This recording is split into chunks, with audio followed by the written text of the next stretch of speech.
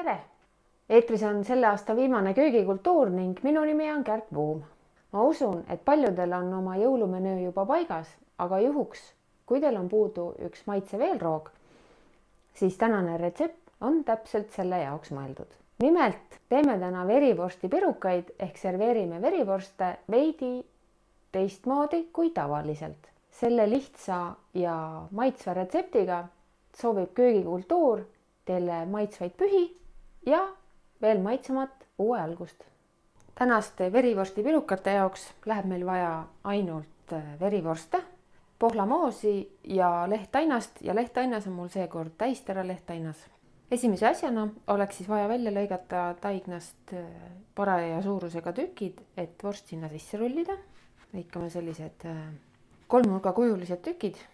Järgmiseks võta veidi moosi, pane taigna keskele, võta vorst ja rulli ilusti siit kokku, vaata, et moos taigna vahelt välja ei tuleks. Tee kõikide taignatükkidega samamoodi, veidi moosi, vorst ja rulli kokku.